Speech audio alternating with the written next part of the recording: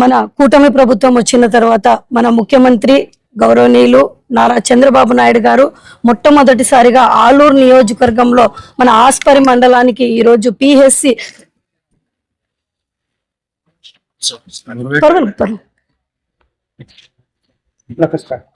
మన కూటమి ప్రభుత్వం వచ్చిన తర్వాత మన గౌరవ ముఖ్యమంత్రి నారా చంద్రబాబు నాయుడు గారు మొట్టమొదటిసారిగా ఆలూరు నియోజకవర్గానికి ఆస్పరి మండలం కేంద్రంలో ఈరోజు పిహెచ్సి సంజీవిని ప్రోగ్రామ్ ని పైలట్ ప్రాజెక్ట్ కింద లాంచ్ చేయడానికి మన ఆస్పరి మండలం పిహెచ్సికి రాబోతా ఉన్నారు. కాబట్టి మన కూటమి నాయకులందరూ కూడా జనసేన, బీజేపీ, తెలుగుదేశం పార్టీ నాయకులు, కార్యకర్తలు ఈ డేట్ అనౌన్స్ అయినప్పటి నుంచి కూడా చాలా మంది ఎదురు చూస్తున్నారు. 25వ తేదీ ముఖ్యమంత్రి చంద్రబాబు నాయుడు గారి కోసం స్వాగతం పలకాలని చెప్పేసి మేము ఆ రోజు ఘన స్వాగతం పలకడానికి ముఖ్యమంత్రి చంద్రబాబు నాయుడు గారికి ఏర్పాట్లన్నీ చేసుకున్నాము. ఆల్రెడీ మా కార్యకర్తలు, నాయకులు, కూటమి నాయకులు అందరూ కూడా ఎదురు చూస్తూ ఉన్నాం. ముఖ్యంగా ఆ రోజు ప్రజావేదిక దగ్గర దాదాపుగా 15,000 మంది పైన కూడా మన ప్రజలు కూడా వస్తూ ఉన్నారు. నాయకులు, కార్యకర్తలు ప్రతి ఒక్కరు కూడా వస్తూ ఉన్నారు. అలాగే క్యాడర్ మీటింగ్ కూడా జరగబోతా ఉంది. దాదాపుగా 1,200 మంది మా తెలుగుదేశం పార్టీ నాయకులు, కార్యకర్తలు ఈ క్యాడర్ మీటింగ్ లో కూడా పాల్గొనబోతా ఉన్నారు. అలాగే పిహెచ్సి ప్రోగ్రామ్ కి కూడా, సంజీవిని ప్రోగ్రామ్ కి కూడా అక్కడ లాంచ్ చేయబోతా ఉన్నారు సార్. ఇలా ఎన్నో ఈ 2 సంవత్సరాలలో మన ఆలూరు నియోజకవర్గంలో ఎన్నో అభివృద్ధి కార్యక్రమాలు జరిగాయి. గతంలో ఎప్పుడూ లేనంత విధంగా 15-20 సంవత్సరాలలో లేని అభివృద్ధి మన కూటమి ప్రభుత్వం వచ్చిన తర్వాత, మేము ఇన్ఛార్జ్ అయిన తర్వాత కూడా రోడ్లు అయితేనేమి, మంచినీటి సౌకర్యం అయితేనేమి, పిహెచ్సిలు అయితేనేమి, విలేజ్ హెల్త్ సెంటర్స్ అయితేనేమి ఎన్నో కూడా రావడం జరిగింది. మరో ముఖ్య విషయం ఏమంటే, గతంలో ఎన్నో సంవత్సరాలుగా గత వైసీపీ ప్రభుత్వంలో పెండింగ్ ఉన్న నగరడోన బ్యాలెన్సింగ్ రిజర్వాయర్ ని కూడా మొన్న సార్ కూడా కాంట్రాక్టర్ కి బిల్లులు కూడా చెల్లించడం జరిగింది. తొందరలోనే ఆ వర్క్ కూడా స్టార్ట్ అవబోతోంది. ఎందుకంటే గతంలో అక్కడ చిప్పగిరి మండలంలో ఎమ్మెల్యేగా పనిచేశారు ఆ మండలానికి సంబంధించిన వ్యక్తి. అలాగే ఇప్పుడు ఉన్న జడ్పీటీ ఎమ్మెల్యే కూడా విరూపాక్షిగా కూడా అక్కడ ఎమ్మెల్యేగా పనిచేశారు. కానీ వాళ్ళ ప్రభుత్వంలో, వైసీపీ ప్రభుత్వంలో ఎక్కడ కూడా పట్టించుకోలేదు, రైతులను కూడా పట్టించుకోలేదు. కానీ మన ముఖ్యమంత్రి చంద్రబాబు నాయుడు గారు ఆ కాంట్రాక్టర్ కి దాదాపుగా 16 కోట్ల రూపాయలు కూడా చెల్లించి రైతుల కోసం వెంటనే పనులు కూడా స్టార్ట్ చేస్తా ఉన్నారు. కాబట్టి ఈరోజు ఆ బ్యాలెన్సింగ్ రిజర్వాయర్ ద్వారా దాదాపుగా 4,500 ఎకరాలకు రైతులకు ఆయకట్టు కింద కూడా నీళ్లు, సాగునీటి సౌకర్యం కలుగుతుంది. అలాగే ఈ రిజర్వాయర్ ద్వారా కూడా బోర్లు కూడా రీఛార్జ్ అవడంతో అదనంగా కూడా ఒక 4,500 ఎకరాలకు కూడా సాగులోకి వస్తుంది. అలాగే ఈ గ్రౌండ్ వాటర్ రీఛార్జ్ తో బోర్లు కూడా రీఛార్జ్ అవడంతో తాగునీటి సౌకర్యం కూడా మెరుగుపడుతుందని కూడా చెప్తా ఉన్నాం. అలాగే వేదవతి ప్రాజెక్ట్ ఏదైతే ఉందో, గతంలో మన ముఖ్యమంత్రిగా 2014-19లో చంద్రబాబు నాయుడు గారు ఉన్నప్పుడు 200 కోట్ల రూపాయల ఫండ్స్ కూడా రిలీజ్ చేయడం జరిగింది. కానీ తర్వాత వచ్చిన ఈ సైకో జగన్మోహన్ రెడ్డి ఆ పనులను కూడా ఎక్కడికక్కడ ఆపేయడం జరిగింది. కానీ మళ్ళీ ఇప్పుడు ముఖ్యమంత్రి చంద్రబాబు నాయుడు గారు మన కూటమి ప్రభుత్వం వచ్చిన తర్వాత ఇప్పుడు పనులు కూడా మొదలు పెట్టడానికి ఆల్రెడీ ఎన్విరాన్మెంటల్ పర్మిషన్స్ కూడా వచ్చాయి. కాబట్టి దీనితో కూడా దాదాపుగా ఆలూరు నియోజకవర్గానికి 60,000 ఎకరాలకు రైతులకు సాగులోకి వస్తుంది. అలాగే ఆదోని, మంత్రాలయంకి సంబంధించిన అక్కడ కూడా 10,000 ఎకరాలతో మొత్తం 80,000 ఎకరాలకు కూడా సాగునీటి సౌకర్యం కలుగుతుంది. అలాగే తాగునీటి కూడా చాలా గ్రామాలకు కూడా ఈ అవకాశం మంచిగా జరుగుతుంది అని చెప్పేసి కూడా తెలియజేస్తాం. ఇలా ఏదైనా అభివృద్ధి, మన ఆలూరు నియోజకవర్గం ఎంతో వెనకబడిన ప్రాంతం, అభివృద్ధి జరిగిందంటే అది ఒక ముఖ్యమంత్రి చంద్రబాబు నాయుడు గారి వల్ల మాత్రమే జరిగిందని చెప్పేసి కూడా మేము చెప్తున్నాం. ప్రజలందరూ కూడా మాట్లాడుతూ ఉన్నారు, చంద్రబాబు నాయుడు గారు వస్తేనే ఆలూరు నియోజకవర్గంలో అభివృద్ధి జరిగిందండి. కాబట్టి స్వచ్ఛందంగా ఈరోజు ఆయన కోసం ఎదురు చూస్తున్నాం.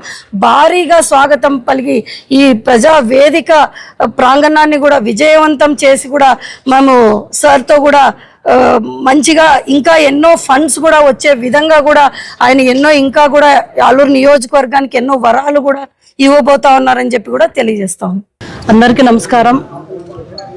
ఈ నెల 25వ తారీఖున అంటే శనివారం రోజున గౌరవ ముఖ్యమంత్రి వర్యులు శ్రీ నారా చంద్రబాబు నాయుడు గారు ఆలూరు నియోజకవర్గానికి మొట్టమొదటిసారిగా, అంటే ఉమ్మడి గవర్నమెంట్ ఏర్పడిన తర్వాత మొట్టమొదటిసారిగా రావడం జరుగుతుంది. కాబట్టి ఏర్పాట్లు కూడా ఇన్ఛార్జ్ శ్రీమతి జ్యోతి గారు ఆధ్వర్యంలోన భారీ ఎత్తున ఏర్పాట్లు చేయడం జరిగింది. అదేవిధంగా ఇక్కడ ఫస్ట్ టైం రావడం జరుగుతుంది కాబట్టి ముఖ్యమంత్రి గారికి పిలవడానికి, అంటే ముఖ్యమంత్రి గారిని చూడడానికి, అదేవిధంగా ముఖ్యమంత్రి గారిని కలవడానికి కూడా ఆలూరు నియోజకవర్గంలో ఉన్నటువంటి క్యాడర్ అయితేనేమి, ప్రజలైతేనేమి చాలా ఉత్సాహంగా ఉన్నారు. ఎప్పుడెప్పుడు వస్తారా అని చెప్పి ఎదురు చూస్తూ ఉన్నారు. ఇప్పుడే మా ఇన్ఛార్జ్ జ్యోతి గారు మాట్లాడినట్టు ఆలూరు నియోజకవర్గంలోన కానీ మిగతా, అంటే మా కర్నూలు జిల్లా మిగతా అన్ని నియోజకవర్గాల్లో కానీ అభివృద్ధి జరిగిందంటే కేవలం మా Telugu Desam party, BJP party, Janasena party, NDA కూటమిలో మాత్రమే జరిగిందని చెప్పి మేము ఈ సందర్భంగా తెలియజేసుకుంటున్నాం. ఎందుకంటే 2014-19లోన ఏ విధంగా డెవలప్మెంట్ జరిగిందో మనం అందరం చూసాం. తర్వాత 2019 నుంచి 24 వరకు గొడ్డెల పార్టీ వచ్చిన తర్వాత ఏ విధంగా విధ్వంసం జరిగిందో రాష్ట్రంలో అనేది మనం అందరం కూడా చూసాం. ఒకప్పుడు రోడ్లు ఎలా ఉండేవి, ఇప్పుడు జ్యోతి గారి ఆధ్వర్యంలోన ఆలూరు నియోజకవర్గంలోన ఎంత డెవలప్మెంట్ జరుగుతుంది, ఎన్ని కోట్లతో రోడ్లు డెవలప్మెంట్ జరుగుతుంది అనేది మనం ప్రత్యక్షంగా చూస్తున్నాం. ఈరోజు ప్రతి ఒక్క చోట కూడా రోడ్డు బాలేని చోట అంతా కూడా ముఖ్యమంత్రి గారితో మాట్లాడి, అదేవిధంగా మిగతా అధికారులతో మాట్లాడి, మిగతా మినిస్టర్లతో మాట్లాడి జ్యోతి గారు ఎన్నో కోట్ల రూపాయలు ఈరోజు తీసుకువచ్చి ఇక్కడ ఫండ్ ఏర్పాటు చేసి రోడ్లు అయితేనేమి, తాగునీటి సమస్య అయితేనేమి, వాటిపైన మరీ ముఖ్యంగా మొన్ననే మేము నిమ్మల రామనాయుడు గారితో కూడా మీటింగ్లో పాల్గొన్నప్పుడు, రివ్యూ మీటింగ్ జరిగినప్పుడు వేదవతి పైన చాలా స్పెషల్గా మాట్లాడడం జరిగింది. ఎందుకంటే అంతకుముందు 2014-19 ముందు మా గవర్నమెంట్లోనే దాదాపుగా 1940 కోట్ల నిధులతో ఈ వేదవతి ప్రాజెక్టుని ఏర్పాటు చేయడం జరిగింది. కానీ జగన్మోహన్ రెడ్డి గారు గొడ్డెల పార్టీ వాళ్ళు వచ్చిన వెంటనే ఈ ప్రాజెక్టులన్నిటిని కూడా పక్కన పెట్టేశారు. రాష్ట్రం వ్యాప్తంగా కూడా రివర్స్ టెండరింగ్ అనే పేరుతోన వాళ్ళు ప్రాజెక్టులన్నీ కూడా స్టాప్ చేసేసి ప్రజలకు ఎటువంటి నీళ్లు ఇవ్వకుండా కూడా అన్ని ప్రాజెక్టులను స్టాప్ చేయడం జరిగింది. ఈ గొడ్డెల పార్టీ విధ్వంసకర పాలనని మళ్ళీ ప్రజలు మాకొద్దు అని చెప్పి మళ్ళీ 2024-20 ఇప్పుడు మాకు అధికారం చేపట్టిన తర్వాత ఆ రోజు నుంచి ఈ రోజు వరకు ఎన్నో కోట్ల ప్రాజెక్టులను ఈరోజు మేము తీసుకురాగలుగుతున్నాం. ఎగ్జాంపుల్ వేదవతి, ఈరోజు ఆలూరు నియోజకవర్గంలో గుండెకాయ లాంటి వేదవతి ప్రాజెక్టుని అనుమతులని ఏర్పాటు చేయడం జరిగింది. కానీ జగన్మోహన్ రెడ్డి గారు గొడ్డెల పార్టీ వాళ్ళు వచ్చిన వెంటనే ఈ ప్రాజెక్టులన్నిటిని కూడా పక్కన పెట్టేశారు. రాష్ట్రం వ్యాప్తంగా కూడా రివర్స్ టెండరింగ్ అనే పేరుతోన వాళ్ళు ప్రాజెక్టులన్నీ కూడా స్టాప్ చేసేసి ప్రజలకు ఎటువంటి నీళ్లు ఇవ్వకుండా కూడా అన్ని ప్రాజెక్టులను స్టాప్ చేయడం జరిగింది. ఈ గొడ్డెల పార్టీ విధ్వంసకర పాలనని మళ్ళీ ప్రజలు మాకొద్దు అని చెప్పి మళ్ళీ 2024-20 ఇప్పుడు మాకు అధికారం చేపట్టిన తర్వాత ఆ రోజు నుంచి ఈ రోజు వరకు ఎన్నో కోట్ల ప్రాజెక్టులని ఈరోజు మేము తీసుకురాగలుగుతున్నాం. ఎగ్జాంపుల్ వేదవతి, ఈరోజు ఆలూరు నియోజకవర్గంలో గుండెకాయ లాంటి వేదవతి ప్రాజెక్టుని అనుమతులన్నీ కూడా రావడం జరిగింది, పర్యావరణ అనుమతులు రావడం జరిగింది. మిగతా వాటికి కూడా నిమ్మల రామనాయుడు గారు ఇమ్మీడియట్గా స్పందించి, ఎందుకంటే వేదవతి ప్రాజెక్టు స్టార్ట్ అయితే మనకు ఆలూరుతో పాటు ఆదోని వస్తుంది, అదేవిధంగా మంత్రాలయంలో నా కౌతల మండలానికి కూడా మనకు నీళ్లు వస్తాయన్న ఉద్దేశంతోన ఈ వేదవతి నిర్మాణానికి కూడా చేపట్టడం జరిగింది. కాబట్టి మేము ఒకటే తెలియజేసుకుంటున్నాం, గొడ్డెల పార్టీ వాళ్ళు 2019-24 విధ్వంసకర పాలన తర్వాత మళ్ళీ తెలుగుదేశం, భారతీయ జనతా పార్టీ, జనసేన పార్టీ ఉమ్మడి వాళ్ళతో మేమంతం కూడా ఖచ్చితంగా ఈ కర్నూలు జిల్లాలో ఉన్నటువంటి ప్రాజెక్టులన్నిటిని కూడా మళ్ళీ పునర్నిర్మాణం చేయడానికి మా వంతు ప్రయత్నం చేస్తున్నాం.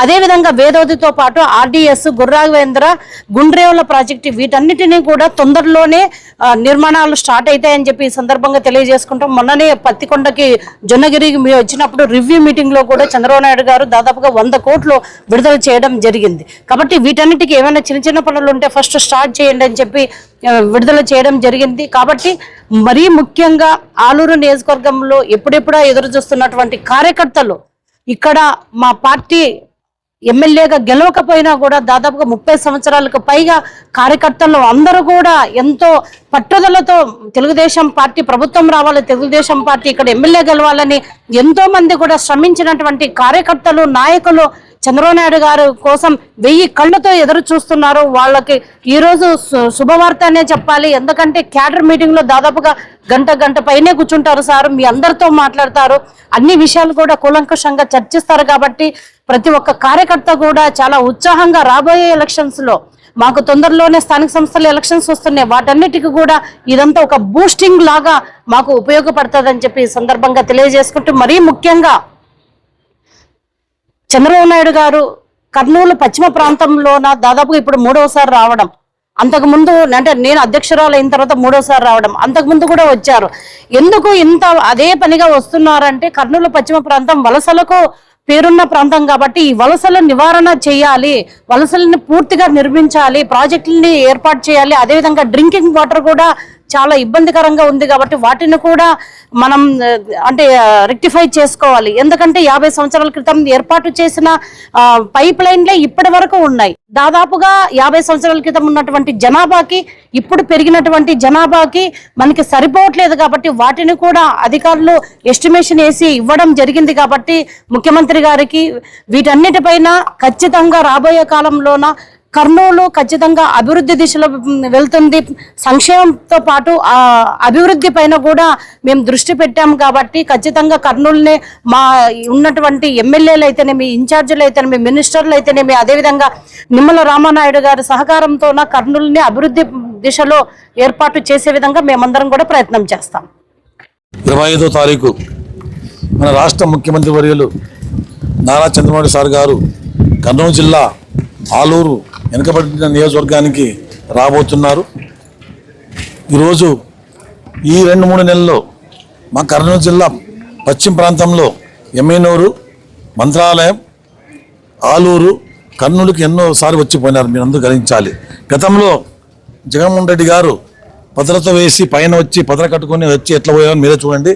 ఇప్పుడు ఇంత పబ్లిక్గా ప్రజలు కలవాలి, ప్రజల సమస్యలు తీర్చాలి, ప్రజలతో మేము ఉంటామని ఎంత నిర్భయంగా చంద్రబాబు సార్ గారు ఈరోజు పర్యటిస్తున్నారు. మీరు అందరూ గమనించాలి. ఈరోజు నిన్న మాట ప్రకారం విద్యార్థులకు అందరికీ ఈరోజు నిన్న మొత్తం అందరూ మేము ప్రెస్ మీట్ తీసుకుంటున్నాం. కృష్ణమ్మక్క జిల్లా అధ్యక్షురాలు మేము తీసుకుంటాం. అప్పుడే 11-20 నిమిషాలకి అందరి అకౌంట్లో డబ్బులు పడ్డాయి. సుమారు 80-90% పడినవి. ఈరోజు వైసీపీ వాళ్ళు మాట్లాడుతున్నారు, అరకొర ఇస్తారంట. అరకొర నిన్న కూడా చెప్పాము, మేము కృష్ణమ్మక్క నివాసంలో చెప్పాము. మీరు ఎవరైనా ఉంటే చెప్పండి, మీ కార్యకర్తలు తీసుకురండి, మీ స్కూల్ పోదాం రండి, బ్యాంకు పోదాం రండి, ఎవరన్నా పడలేంటో చెప్పండి. అరకొర తర్వాత ప్రెస్ మీట్ ఇస్తుందండి. మంచి దేశంలో మంచిగా చెప్పండి, చేయొద్దని చెప్పండి. ఈరోజు ఈ ఆర్థిక పరిస్థితి ఇంత ఇబ్బంది ఉంటే కూడా ఈ రాష్ట్రంలో కాదు దేశంలో ఎక్కడ లేదు. అట్లా విద్యార్థులకి ఇంత డబ్బులు వేసిన ఘనత ఒక చంద్రబాబు సార్, నా లోకేష్ దక్కదని నేను మనవి చేసుకుంటా. ప్రాజెక్టుల విషయం వస్తే వేదావతి అనేది ఆ రోజు చంద్రబాబు ఎంతో ప్రశ్నగా తీసుకున్నారు. వేదావతి తీసుకుంటే ఆదోని కానీ, మంత్రాలయం కానీ, పత్తికొండ కానీ, ఆలూరు కానీ ఎన్నో డెవలప్మెంట్ అయ్యేది. ఆ రోజు జగన్మోహన్ వచ్చి ఒక ఇటుక కూడా చేయలేదు. ఆ రోజు ఖర్చు సర్వే చేసి ఎంత ఖర్చుపడి మన సార్ 200 కోట్లు శాంక్షన్ చేశారు. ఆ డబ్బులు ఎక్కడ పోయేవో తెలీదు. ఈ జగన్మోహన్ రెడ్డి ఎక్కడో న్యాయప్రస్ పెట్టలేదు. ఈరోజు రాయలసీమ ఇరిగేషన్ ప్రాజెక్టు కింద 86,000 కోట్లు శాంక్షన్ చేశారు. దానిలో గుండ్రేవల ఉంది, మాది వేదావతి ఉంది, అన్ని ప్రాజెక్టులు ఉన్నాయి. ఈ 3 ఏళ్ళు చాలా ఫాస్ట్గా ఇప్పుడు నుంచి స్టార్ట్ చేస్తున్నారు. మీరు ప్రజలు గమనించాలి. ఈరోజు ప్రజలు ఎంత 5 ఏళ్ళు ఎంత కష్టపడ్డారు, అంత నిర్భయంగా సుఖంగా ఉన్నారు. ఈరోజు వైసీపీ నాయకులారా మీరు కూడా ఆలోచించి మాట్లాడండి. తప్పు చెప్పండి. ప్రతిపక్షం ఉండొచ్చు, కాలం లేదు. ప్రతిపక్షం ఉంటేనే మాకు కూడా తెలివి వస్తుంది. మాము కూడా నీటిగా వస్తాం. మాట్లాడండి. వచ్చిన స్కీము సర్వంగా ఉందని చెప్పండి, లేదని చెప్పండి.